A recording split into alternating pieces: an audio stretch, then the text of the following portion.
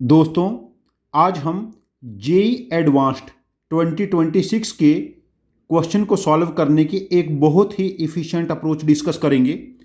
आज का हमारा क्वेश्चन है LCD based limit continuity differentiability और ये more than one answer option correct है, जिसके एक से ज़्यादा आंसर ऑप्शन करेक्ट हो सकते हैं।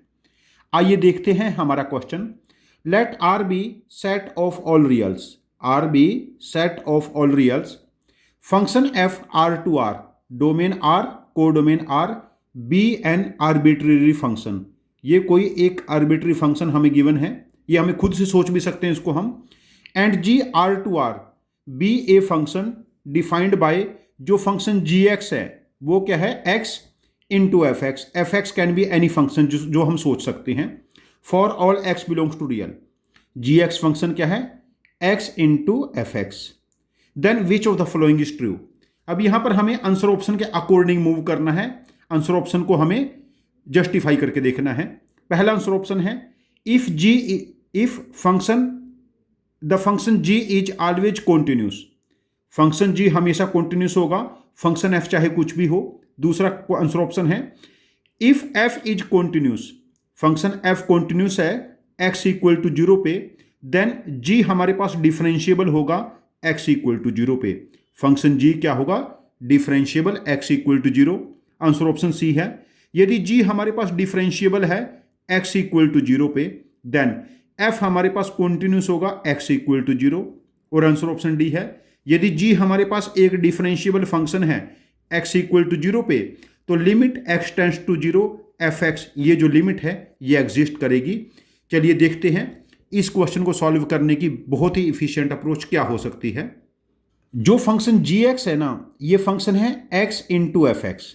आंसर ऑप्शन वन के लिए, आंसर ऑप्शन ए के लिए, जहां पर function ji is always continuous, मैं जो फंक्शन एफ एक्स है ना इसको ले लेता हूं one by x when x is not equal to zero and zero when x equal to zero. Now g of x हमारे पास एक्स से मल्टीप्लाई करेंगे one when x is not equal to zero, zero when x equal to zero. अब देखो zero पे function discontinuous हो गया, तो answer option A function g is always continuous ये वैलिड नहीं है। आंसर ऑप्शन ए इसका करेक्ट आंसर नहीं होगा। अब आंसर ऑप्शन बी चेक कर लेते हैं। यदि फंक्शन f कॉन्टिन्यूस है x equal to zero, means zero पे left right hand limit f of zero और जीरो पे लेफ्ट हैंड लिमिट, तीन वैल्यू हमारे पास फाइनाइट होंगी। तीनों वैल्यू क्या होंगी हमारे पास, फाइनाइट। तो function f is continuous at x equal to zero, then g is differentiable. अब g की डिफरेंशिएबिलिटी चेक करते हैं, g डैश जीरो, इसको हम लिख सकते हैं limit x tends to zero g of x minus g of zero upon x minus zero. अब देखो g ऑफ x क्या है, x एफ एक्स, इसको हम लिख सकते हैं limit x tends to zero x into f x, g of zero becomes zero upon x minus zero, x ये कैंसल, तो ये बना limit x tends to zero f of x।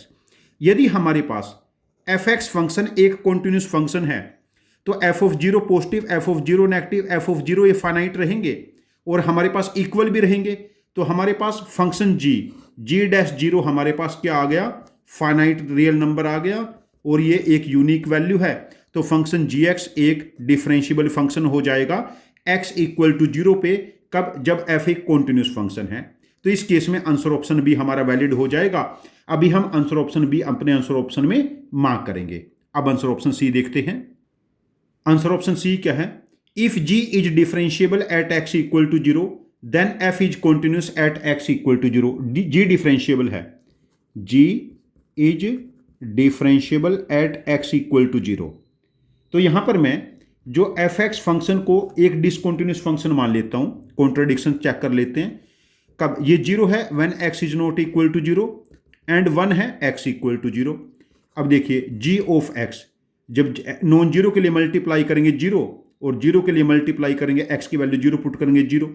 अब ये फंक्शन हमारे पास एक डिफरेंशिएबल फंक्शन है G X equal to zero, but इस केस में एफ एक्स कॉन्टिन्यूस फंक्शन नहीं है, तो आंसर ऑप्शन सी हमारे पास क्या हो जाएगा, इनवैलिड।